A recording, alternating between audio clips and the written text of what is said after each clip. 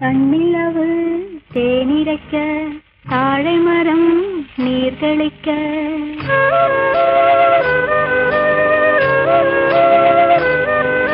தன்னிலவு தேனிரைக்க தாழை மரம் நீர் தெளிக்க கன்னி மகள் நடை பயின்று சென்றாள்.